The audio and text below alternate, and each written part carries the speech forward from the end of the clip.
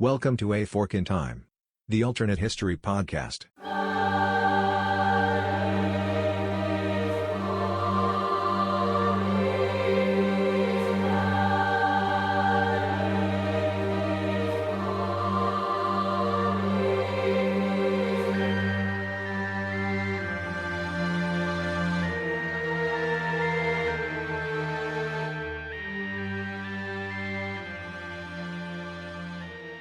Welcome back to A Fork in Time, the alternate history podcast. Don sitting in the host chair today. Yes, we still have a podcast. Yes, there still is a host chair. We were just talking on a podcast about getting our mojo back. I know we keep coming into episodes saying that that's happening. It will.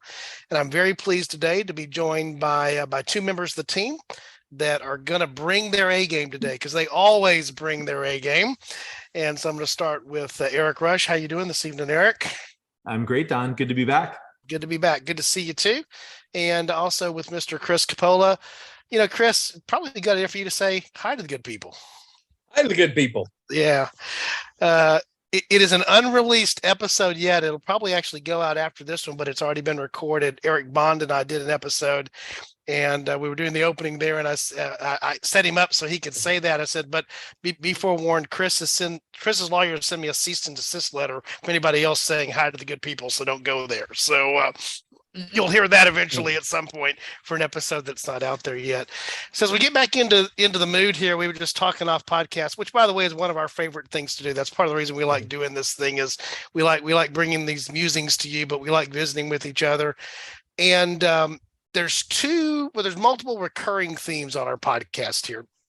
One of them is Alexis's love for English history. That's a well-known recurring theme on the podcast. We could easily distract ourselves now by starting a barbecue discussion, because that will be the thing that never gets fully resolved on this podcast until some people get into their right mind. But that's a whole other discussion for a whole other time. And then the third thing we were talking about off podcast is we'll just go out there. We try not to be political, but it's a fair thing to say, Eric, we are not a fan of which American president probably on this podcast. We're pretty anti-Wilson. And, yeah. You know, and Woodrow Wilson gets a lot of credit as an American president, you know, mostly for the League of Nations and sort of the aftermath of World War I. But, you know, when we really analyze him, we're not fans. And whether, you know, and we, as podcast hosts, we run the gamut of current American politics, you know, and we view that as a strength of our podcast. But, you know, we're pretty much on the same page with not really caring much for Wilson. Yeah, I with the start of baseball season, I think most folks know I'm a big baseball fan, and you know, looking at that, if you looked at presidential sabermetrics for Wilson, I don't think he would score out on some of the more popular things that are there in terms of how we would rate. You know, I think he is overrated because maybe he has a nice batting average, but his peripherals aren't necessarily that good, you know, kind of thing, if I'm putting it in the right context here. And to be fair, Don, he had some really slow pitches in 1912. So yeah, that goes into it. Yeah, there's a difference between baseball and softball, right? At that point, T-ball. Well, there you go. Yeah, you put it on the tee. Although this is an aside, I won't get us pulled down that. One of the things I did when I was in college was I umpired amateur baseball in the area. It was a nice college gig. Ended up calling a lot of T-ball games, and don't underestimate the quality of ball you can see at the T-ball level. You can see some interesting things there, even when the ball sits on a tee. That's all I'm saying. Our point of departure today, though, is not going to be about Wilson. We will end up there. That's why I mentioned that, because I think we will end up getting there. But we're actually going to take advantage of, I think, Eric, we're probably going to do a spinoff podcast. It may not appear very often, but it's going to be Eric Talks Presidential Health, because we find ourselves coming back time and time again to these things because of your background and how it intersects with history and politics. But the history of American presidential assassinations, you know, the first place that most of us go in our head, I think, are Lincoln and Kennedy. We forget some of the others, but you know, William McKinley was a victim of a presidential assassination, and it's a pretty pivotal moment in American history in a lot of ways, which is what we're going to talk about today. So our point of departure is going to be, what if McKinley had survived the 1901 assassination? I am not even going to try to pronounce his assassin's name. Chris may be able to go there because he's better at those combinations of consonants that come together than I am. Yes, because basically, when Eric and I do our spin-off podcast, it should be entitled Eric and Chris Kill Off Historical World Leaders. Yeah. I would host that podcast, Chris. I would listen to that podcast. Yes. Leon Czolgosz, Okay. was a member of the anarchist ideological spectrum Right. that was very big at this point. Right. I mean, honestly, I think when we do Eric and Chris Kill Off Historical World Leaders, we could probably do like, and in the first season of it, in like a 10-year time span around here, because you've got an Italian king, you've got French prime ministers, Russian ministers. There's even some suggestion that the Black Hand that started World War I had some of these anarchist influences in it. So throughout Europe, and now American, we'll get into this a little bit, America is becoming part of the wider world. This is one of those things that's happening all over, is anarchists are killing world leaders. Right. And ultimately, for different reasons, but we ultimately get to an assassination that leads off World War I. That's not directly along those lines, but assassinations were big at the turn of the century, from the 19th to 20th century, I guess is the point here. So I would listen to that podcast too. Even if it weren't you guys, I would listen to that podcast. I will definitely listen to that podcast if it's the two of you. So we were trying to figure out where our point of departure will be. And, we don't want to spend too much time on the historical what did, but I know Eric can walk us through that. He was shot at an exposition in Buffalo. Yeah. In fact, I did learn this. I can't remember. I may have mentioned this on podcast. I don't remember if it was someplace else. Somebody told me that the marker for where this happened sits in like the median of a street in Buffalo suburbia, because it was a temporary exhibition site. It was where the Pan America, or I think it was the Pan American Expo, was being held. And so it was like tents and like in a big field, which eventually became a residential area. And so like there's a small marker in the middle of the median in this suburban area that if you know to look for, this is where McKinley was shot. It's just, just down the street from somebody who lives there or right across from them. So he's in Buffalo for that exposition, and he's assassinated. But he doesn't die immediately. This is not, an immediate death from an assassin's bullet. So, Eric, do you want to walk us through just a little bit of the what did, so we can depart off of it and then get to the fun stuff, the anti-Wilson stuff that we'll eventually get to, right? Yeah, no, I'd be happy to do that, Don. And McKinley was shot twice at close range. And, it's interesting the way it happened, but because I think the intention was probably to shoot him twice in the chest. But he was shot once in the chest, and that bullet bounced off of his sternum. And so that would have been a very surface wound, which probably would have been, infection at that point was a problem, no question. But, assuming the best of care at that time, well, we will assume that wound, in even in our fork in time would have been fine. But then the second bullet went into his left upper abdomen. So what's there? What is real estate in the left upper abdomen? Two organs for the most part, the stomach and the spleen. And so had he been shot in the spleen, he probably would have died much, much quicker. That is a blood rich organ. If your spleen is ruptured or in some way, significantly perturbed, it is very easy to bleed out and die very quickly just of shock. But he didn't. And so it's pretty clear. And it's also clear from the autopsy. We have some other information that supports the idea that Wilson was shot in the stomach. And it was a wound that happened in the front and the back of the stomach. And then he was taken to surgery pretty quickly. And I think Don and Chris, after I'm done, with my discussion, feel free to chime in. But there was a surgeon who was pretty nearby that offered some aid. But interestingly enough, there was a different surgeon who counseled on the case, after the operation. And, and this was a surgeon by the name of Roswell Park. Dr. Park was a very gifted surgeon. And he had a history with buffalo, and he has a research laboratory that is now known as the Roswell Park Comprehensive Cancer Center, that is also in Buffalo. But he was in surgery at the time of McKinley being shot. So what if he weren't? What if Dr. Park were just and I don't know what he would have been doing in 1901 when McKinley was shot, but let's just assume he happened to be at home and available, and and he didn't have to finish the operation that he was engaged in, and he would have been able to be in Buffalo and and been able to be present to attend President McKinley and take him to surgery.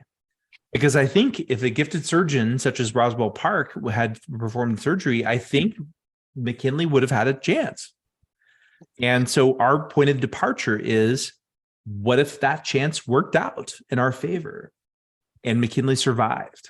Right. And so we are a year into McKinley's second term. Second term. He was originally elected in 1896, reelected in 1900, and he was just into his second term. Yeah, and he had picked up a new vice president in his second term because, as we were talking about off podcast, the vice president, who I didn't even look up, and I won't even look up here because if he doesn't come to mind, probably good reason that he doesn't come to mind, but he had died during McKinley's first term, and there was no provision, like we've talked about so many times. In a recent episode, we actually talked about presidential succession here and what that meant. There's no provision that, and Roosevelt was a war hero coming off the Spanish-American War. So it was, I think, Chris, you described it as they parked Roosevelt in the VP slot for the benefits of the vote, but also to keep Roosevelt from being, he's the VP. He's under a little bit of party control sitting there. And so McKinley has 3 years left on his term if he survives. Mm-hmm. And we obviously, the two things that I pointed out is we don't have the ascendancy of TR in 1901. That's one of the things from the departure, but we get 3 more years of McKinley. So the question is, what happens during the 3 more years of McKinley? Is that significant in some way? And as we were talking about, I think we're going to discover a couple of very interesting ripples here that are interesting ripples to think through. The only other thing I was going to mention, the other possibility might have been, as I was reading through some of the background here, one of the things that was being shown off at the exposition was one of the first X-ray machines, apparently, Eric. Mm-hmm. And so somebody might have actually taken, I guess the issue was finding the second bullet. And so one of the things that might have happened was, the other way we could have broken this point of departure is not Dr. Park being available, but somebody said, hey, we've got this way of maybe finding it over here with this machine, why don't we go and do that? And maybe they would have found it that way, maybe they wouldn't have. But in either way, it's the 5th of September when he's shot, it's the 13th of September when he dies. There was a period of time, so much so that the cabinet, members of the cabinet and Roosevelt, who had traveled to Buffalo, everything looks good, and they leave Buffalo. Roosevelt takes off on a trip to the Adirondacks, and other members of the cabinet go. So again, the expectation was that he was going to survive.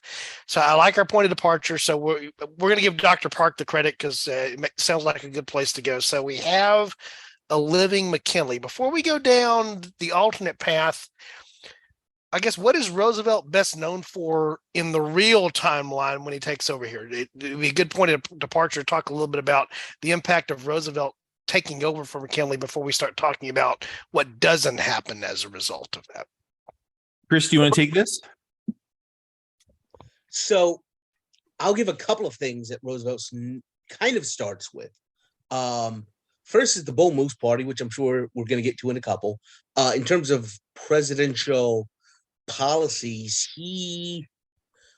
this was kind of a time of political realignment, and Roosevelt represented the progressive wing of the Republican Party. That's another, other than just he's a star to put him as a vice president, this is a way to try and reach out to some of those progressive forces. So we're talking about limits on working conditions, pure food and drug acts, things like that. Panama Canal. Those are the major highlights. Is that pretty fair? I think so. I mean, I think so. I certainly think of, of Roosevelt associated with the Panama Canal being a good example of that. And one of the things we were talking about too is one of the areas that McKinley and Roosevelt would not have agreed upon probably was the nature of manifest destiny / American imperialism, right? I mean, they probably didn't see eye to eye on that. We actually did a previous episode on the Battle of Manila that basically said that if Roosevelt wasn't very lucky, he probably would have been, I'm not sure if Undersecretary of the Navy is impeachable, but court-martial, fireable and removable from office or removable from position, right? With criminal. It was pretty egregious. It was bad. It was pretty egregious, and the reason why things turned out the way they did is because nothing succeeds like success. And it worked. It worked, and when you win, like, all sins are forgiven. Mm-hmm. And so, what did Kennedy say? Victory has 1,000 fathers, and defeat is an orphan. And that was very well said, and I think applies very well to that. Now that we're talking about overrated presidents, that being. And I will say, I've gone on record, and I am a Kennedy fan, and I still agree with that. I like Kennedy, and I still think he's overrated.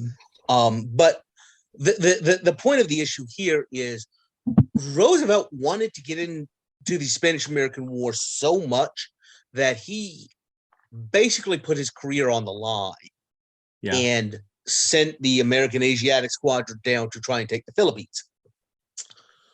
At the same time, McKinley is fighting to some extent to keep us out of this war. He really does not want. He is not imperialist. He does not want any part of this. Right.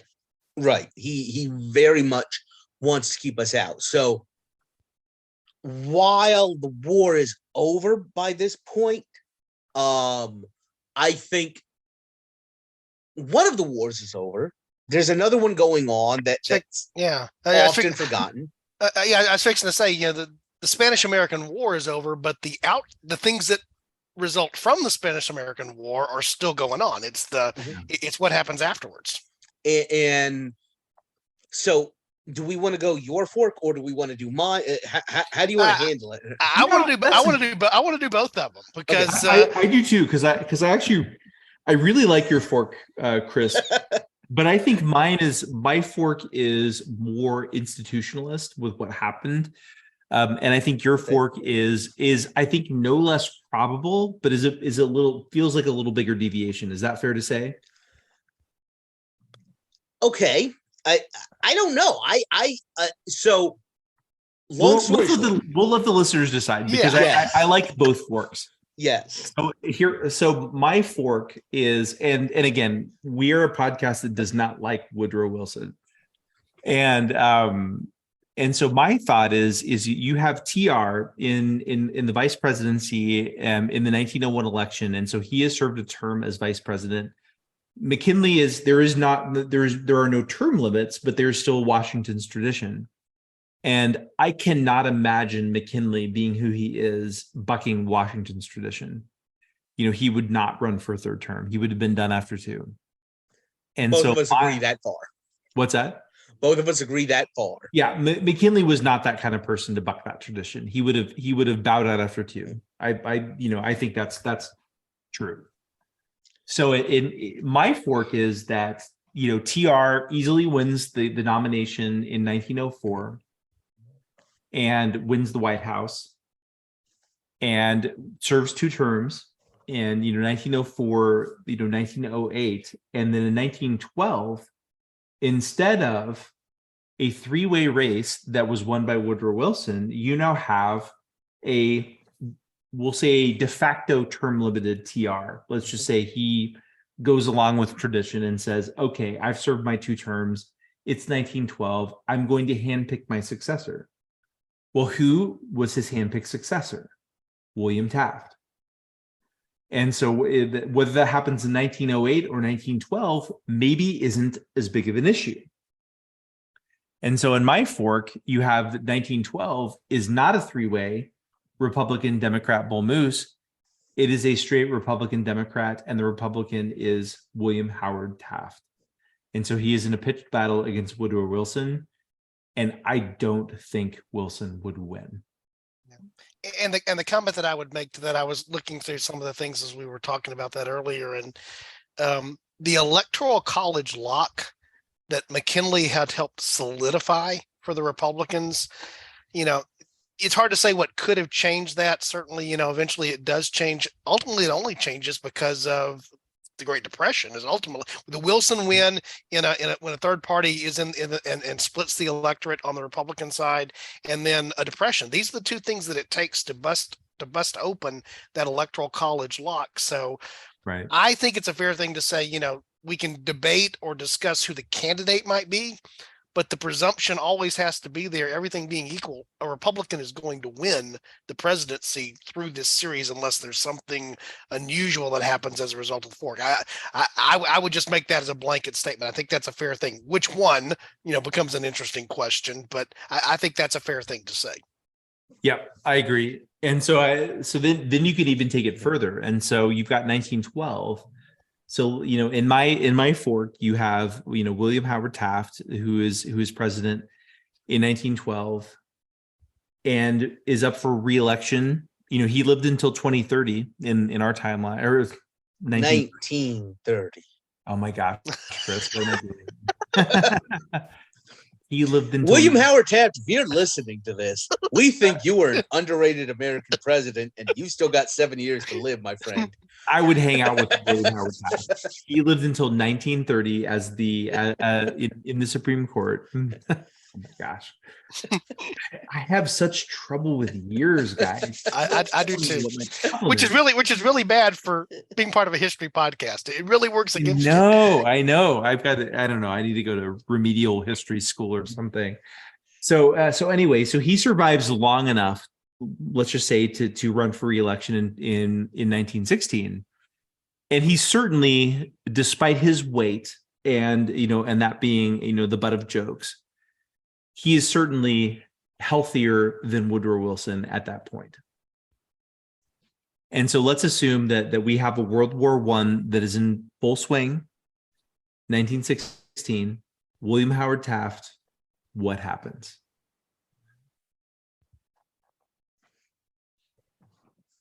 I don't know the answer to that question. And the reason I don't know the reason I don't know the answer to that question in a lot of ways is I even think back to what actually happened in the real timeline, which is, Wilson campaigns about staying out of the war, and then boom, we're in it. And, we know some of the reasons around that. In fact, recent episode that you guys were part of, which I really enjoyed as a listener.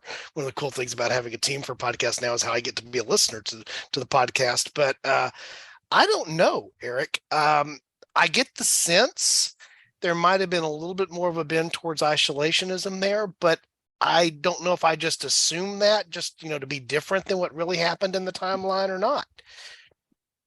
I think I just don't know. I think the trend is there, and I don't, and I will be interested in what Chris thinks as well. I think the trend is there. I don't think Taft is necessarily a doctrinaire anything, let alone a doctrinaire isolationist. So I think that there is a narrative to be made for a way that Taft could get involved in the war. Now, what I will say is, I think that for Taft, I think he is uninterested in creating a new international order. I think, do I think Taft had a soft spot for our British allies, our French allies? Maybe. I think he would prefer that, democracies be present in Europe. Yeah, I think that was probably true. But I don't think he wanted to remake the world order. I think he was very content with, Europe being relatively friendly, and especially relatively business friendly, and then having a prosperous United States that had a lot of influence over the Western Hemisphere. I think Taft was perfectly happy with that. I don't know, Chris, what do you think? I definitely think he was very interested in American interest in the Western Hemisphere. Yes. I would say to the exclusion of Europe. I'm not sure that he does get involved when he does. Okay. I think a lot of it comes down to Wilson chasing windmills. Yeah. Or Well, and I think it's also, what does the press do with, with events that happen, and yeah, and these are things that were made a lot of, like the sinking of the Lusitania. I mean, like a lot was made of that. Did that force us into the war? Absolutely not. Did it because provide... it happened 2 years before we actually did join. Right. But could you call back on that for some context? Sure. The one thing I would say is I feel like Taft had more political experience. Yeah. He had been Secretary of War under McKinley. Yeah. I think if Taft, looking at what actually happened, it feels a little bit like Wilson. I honestly do not know if he knowingly lied in the 1916 election or if he declares war within a month of getting inaugurated, almost in a fit of pique. And I feel like Taft is a little bit more of a professional statesman. He is. He definitely is. So that when he does get the United States fully involved, if he does, we're more prepared. He's done his homework. So let me just throw this out there, because this is what was running through my head. And I'm fascinated by this because I've spent a lot more time in the last year looking at World War I. I sort of feel like it was the hole in my American global war education, because we sort of skip over it, I think, in a lot of the ways that we approach it from American history, because we don't know how to attack it. Me too, Don. And I have been fortunate to learn from Professor Chris Coppola on World War I, and it has been a great experience. So my 5 question, out of 5 stars on Yelp. Do recommend. There you go. So my question is, in the scenario here, let's again, we're talking about Taft being in the president's chair in 1914 when the war starts. Right.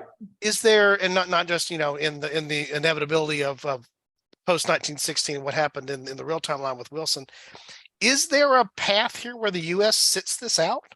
Yes, there is. There absolutely is. And I've talked about this on podcasts before, and I don't, and I'll be interested in everybody's opinion. I firmly believe that one of the reasons why we got involved in World War I is because so much of the financing of the United Kingdom for the war was American. That a lot of the debt was held not in London but in New York. And I firmly believe that is one reason why we got involved in the war. If that can be prevented, if the American financing is either absent or much less, I think there's absolutely a case to be made for us not to be in the war. Chris, what do you think about that? I somewhat agree with that. My question is, how do you, thinking about the political economic modality here of laissez-faire capitalism, which this brand of the Republican Party, and I do think it's important to say this brand of the Republican Party was committed to, I don't know if I see them putting in controls to stop that. I'm not sure. What are you suggesting? Kind of a neutrality act that bans financial dealings with? I don't know that I feel like that's likely. That's a good point, Chris. Like can you stop this by statute? You could. Does that feel very, congruent with the time? Not really. I think there would have to be a reason why it was less attractive, or that you would use some sort of soft power. I absolutely have one scenario. Okay. I think I mentioned it earlier at the beginning of our Wilson. Like I said, Taft does his homework. He does. He's very prepared. In 1911, there's the beginnings of the Mexican Revolution. There's instability in our hemisphere. Mhm. We invade the Dominican Republic in 1915. Yes. There's a lot of stuff going on closer to home, and the one economic intervention that they are okay with is security policy. Mhm. So I think ramping up American defense spending with the Veracruz incident in 1914, Yes. with the purchase of the Virgin Islands, with the invasion of the Haiti and the Dominican Republic, that creates a market for those arms and that finance so that it stays domestic. Because if I am JP Morgan, I have a choice. I can bet on Britain and France beating Germany, which is a push. That's a push. Yeah. Or I can bet on the United States beating the Dominican Republic, which is a safer bet. Okay. Oh, okay. I like this. And so because I agree with you, I think the idea of creating some sort of neutrality act where, U.S. banks were banned from taking on British debt that feels like a real reach. And it feels like something that feels like a 2023 interpolation. Whereas I think it is you create a more attractive market. Or by the way, I would say it's a 1938 interpretation of how we got into it, because the neutrality acts that were passed during the Great Depression to stop that involvement. So, Chris, if we're doing this, I'm not sure we have a World War II. If we do it this way, right? Oh, we do. And I have a giant, massive political shift coming. Okay. So part of the reason I want to go down this path is, my interpretation of the Great War, World War I and World War II, was sort of always there. We've talked about this so many times, how Versailles sets the stage, for all the things that go on with that. But if you somehow alter World War I, you do alter. World War I is the seminal event that lays the groundwork for, I think, the rest of the 20th century, because it's the thing that leads to World War II. World War II leads to the superpower. I mean, the domino effect in history there that starts, with the assassination of before that, but the trigger event being the assassination of an archduke in the Balkans, leads to the rest of what eventually becomes the American century ironically of all things. And so, to Eric's point, I'm always looking for a way to avoid World War II. Well, if you change World War I, I think you automatically, by ripple, change World War II. Chris disagrees, I think. You change it. You don't prevent it. Okay. Well, I'm always interested in your concept on this, Chris, because I think it's very hard to prevent World War II. But I think what you do is you change the belligerents and you change the circumstances. And so I think if you have a U.S. is no longer holding British debt and is no longer actively involved in the war, I think France is done. I think the UK can't sustain, and so I think you have a Central Powers victory. I don't know exactly what happens to Austria-Hungary. I think but you have a German Empire that is clearly the dominant force in Europe. And so I think a lot of it depends on what sort of stipulations do they put on the peace. So we are not Versailles, and so I'm gonna, I don't I'm trying to think of cities that are 20 miles out of Berlin, like Versailles is out of Paris. Potsdam. Potsdam. So we have a Potsdam conference instead of a Versailles conference, where you have Germany and the Central Powers defining the terms. I think the question is how onerous are those terms on France? And I think that, to me, defines what the nature of World War II is. So I think we're getting kind of close to Kaiserreich here. Oh, not again, Chris.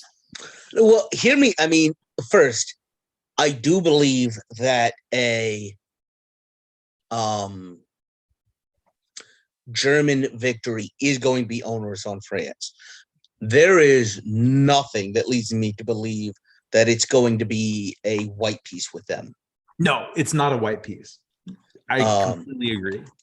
It is going to be harsh. France is going to be revanchist, as probably as Britain.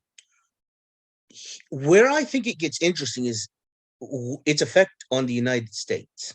Okay, I agree. The United States, in our scenario, takes that industrial capacity and that finance and rearms and starts bullying around Latin America. The issue is this.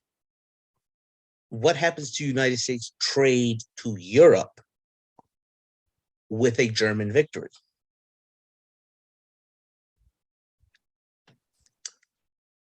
I'm not sure in the long term it changes all that much. Oh, I think it does, because Germany is going to try and create a continental system.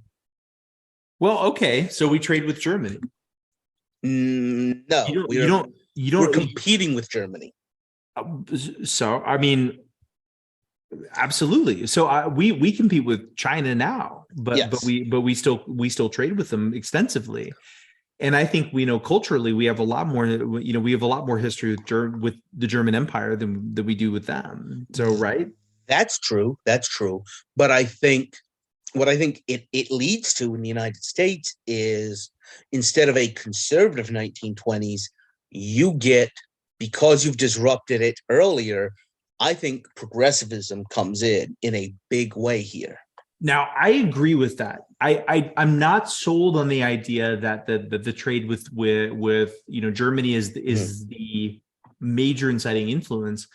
I look at this as just the kind of the natural pendulum swing in American politics, because we disrupted the initial switches that happened. So the question is, which party is carrying that mantle? We've had a two-term Roosevelt who was a progressive in his own right, but was still a Republican. We have a Taft who literally Taft-Hartley is named after. Yeah, and I would consider Taft, to me, Taft is neither terribly conservative nor terribly progressive. I would consider him to be an institutionalist Republican. He's definitely progressive compared to McKinley. Well, a lot of people. A lot of people. So I would agree with that. And so, but I think he doesn't come down very firmly on either side of that spectrum to me. But I think what Taft is he's very much an institutionalist. So do you think Taft wins 1916, 1920? Do we have a Robert LaFollette? That's a pretty big reach. Okay. Not to say that we couldn't. So I think Taft loses in 1916. And I don't think it's necessarily because of anything he did wrong. I think at that point you have had 20 years of Republican presidency.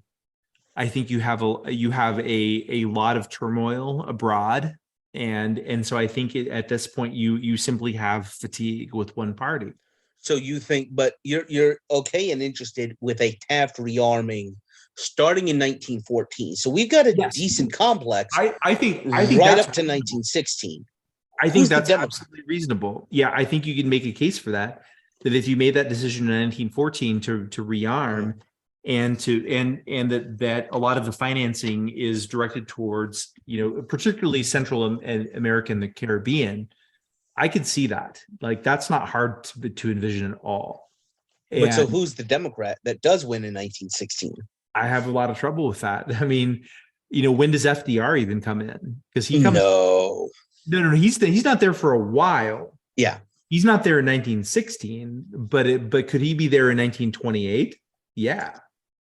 See, to me, the New Deal and that shift is predicated upon the Great Depression. Yeah. Which could be triggered by American goods being shut out of a European continental system. So are you thinking there is maybe a smaller New Deal that happens in kind of the late teens, early 20s as a response to all of what's going on in Europe? I think that happened. I think there's a continental system. Started with the Potsdam Conference of 1919. Okay.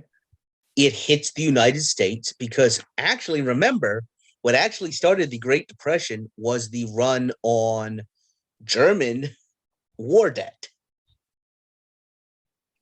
Dawes planned loans backing German bonds. True. So, I mean, yeah, no, you're right, Chris. But there's no German bonds to, it's a different system. But you're just saying. But there's whatever leftover capital did wind up going to Britain and France that they're now defaulting on.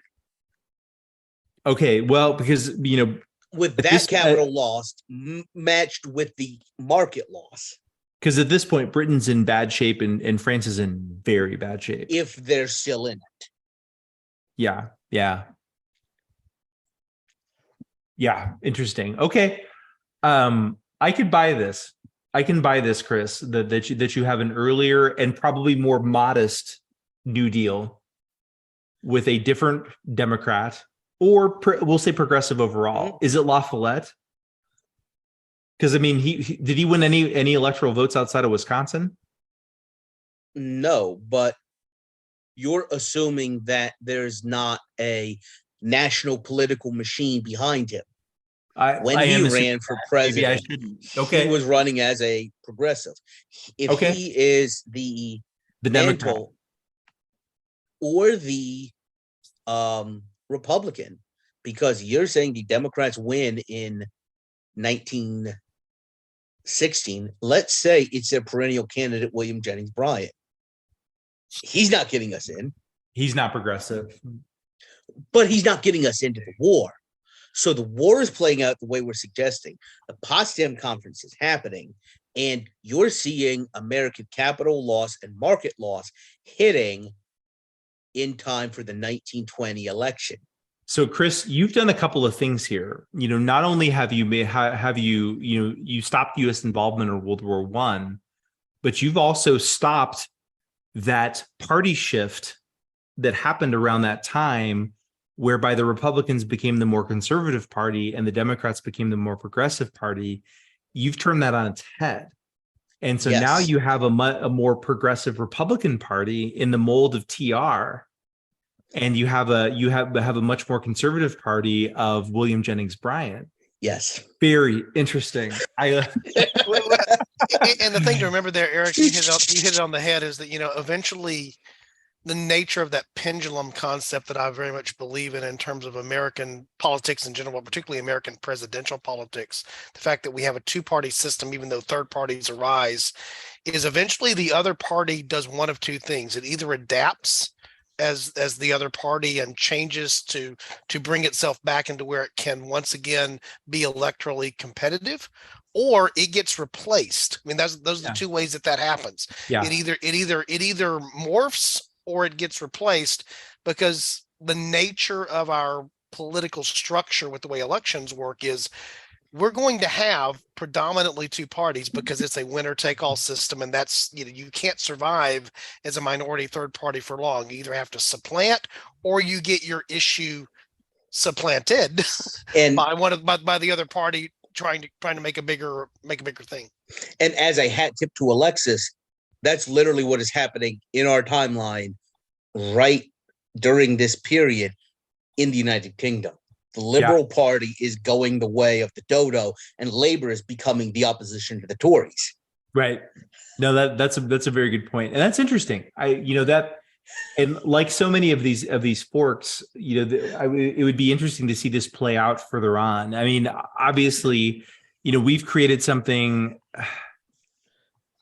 that I think is plausible, but I think increasingly as we go along, of course, more speculative.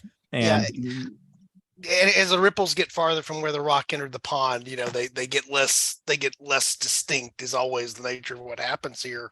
But it's amazing. It's again, this is part of the reason the concept of this podcast even exists for me is that small things, Dr. Park not being available because maybe the reason he's not available is out on the golf course, and so so he's I don't know why, but he was actually in surgery. And small things of it's not a very large leap as we talked about at the start here to imagine McKinley surviving this assassination attempt. That's not that is not a ridiculous notion in terms of what's doing there, but the repercussions of that, because of who's standing in the wings and what happens there with TR's ascendancy in the presidency and all that means. I mean, I think we're gonna along my lines here immediately is I'm probably gonna call this episode "No Teddy Bears," but I think that's a good place to go with the title for it. We haven't even got into the TR role here at all because we went off on the other things which are the logical part of that's here, and we talk about this a lot, but there's a reason we talk about this. We're coming back to a part 2 on this. There's a whole other fork to explore here that we didn't even go down because we said we were going to look at Eric's fork and Chris's fork. We haven't gotten into Chris's fork yet because that does deal more with who TR is. Yeah. And I think the more I think about it, I actually think, don't get me wrong, I think my fork is very interesting and entertaining, but the more I think about it, I think Chris's fork is actually significantly more plausible. Yeah. And so I'll be interested in exploring Chris's fork when we do a part 2 of this. Because we, P.S. by the way, we're doing a part 2 of this. Yeah. We were just chatting in the Zoom here on the side. We're going to bring this in for a soft landing because we know we've gone for a while on the one. We're doing part 2. And it'll be an interesting thing, once other members of the team who listen to this are able to be part of that and they're able to chime in, because I know from my experience, I was telling somebody, one of the great joys about, you hear me talk about this all the time, I would actually use this to lead into sort of closing the podcast out here is the 2 guys that are on my screen right now. I didn't know who they were when I started A Fork in Time. And that's one of the cool things to me about what we've done here. And, it was cool for me to listen to the Wilson episode that you guys referenced there. You guys recorded that. In fact, it was recorded, edited, and loaded. I listened to it actually as a listener. I listened to it on my podcatcher. I didn't even preview what I loaded because I trusted the content from who had done it and loaded it up with Dylan as well. I had to go back and understand what some of the references were I was seeing because we got, you guys were talking about barbecue at the end and stuff like that, but I loaded it up not even knowing that. And to me, that's what's cool here, because the reason I go down that path, circle the building, now I'm back at the front door, is the whole time I'm listening to that, I go, ooh, I haven't thought about that. Ooh, I haven't thought about that. Ooh, I haven't thought about that. And because I wasn't on the recording, I wasn't able to say those thoughts. So I'm actually curious to see what our team comes back around and brings to this. I think it's an interesting topic. I do think Dylan, especially with William Howard Taft playing into this in some way, and the fact that he just wanted to be a Supreme Court justice. Yeah. He really did. So I think his constitutional law is going to be interesting, especially given that this is one of those periods of significant constitutional change in our timeline. Yeah, I agree. I agree. And so hopefully we can get Dylan and any other team members in on part 2, because I think that will be a lot of fun, because I and we're teasing a little bit of what Chris's fork is, but it's a good one. But you guys know it. Initially when you hear it, it's like are you but then when you marinated once you hear the context, you'll be like, okay, this is a reasonable fork. Yeah. So I'm excited. It'll be a fun discussion which we're planning on doing in the next week or so, right, guys? Yeah, I think so. We'll come back and do that. Actually, as I mentioned earlier, I do have a recording of an episode that'll probably fall in between this one and that one. That'll give us time to record and get it out and actually get our inventory built up a little bit here at some point. By the way, we're going to record a room where it happened here at some point. It'll happen. I just don't know when it's going to happen. It'll happen. It'll come back around to it, but we'll certainly come back around to this as a second topic. And again, that leads me in just to saying again how much we enjoy having you guys as listeners.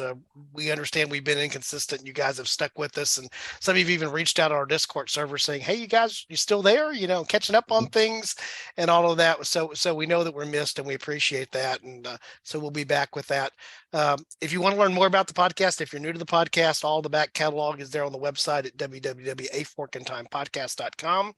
I will mention it here because it'll show up as a news item there because it needs to be posted. We do have some news from the podcast. The co-founder of the podcast, oh yeah, she's my daughter too, is expecting. So I'm taking on this whole new idea about what history is going to be now that I'm thinking about the next generation that's coming along, and that'll be fun stuff there. And so had a chance to see Alexis today. I know she's anxious to get back in and get re-engaged there as well. But we like doing this. We enjoy doing this, and we enjoy that you guys are just there along to listen. And so I mentioned this to say, if you've got feedback, go to the website, go to our Discord server, give us the feedback there. We enjoy talking about this, typing back and forth with listeners, then we get some good ideas from that. Go ahead, Eric. I'm sorry.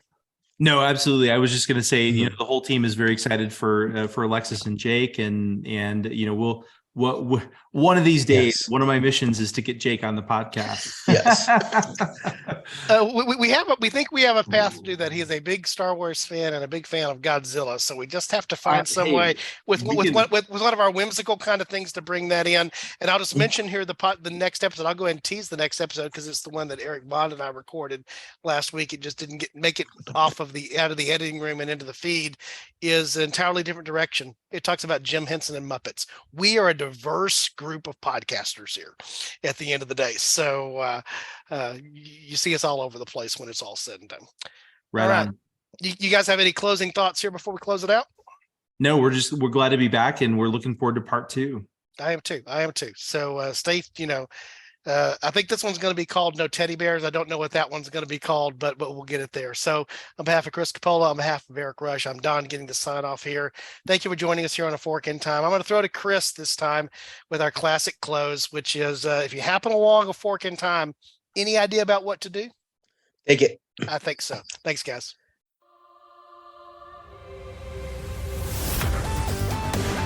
Thanks for listening to A Fork in Time, the alternate history podcast.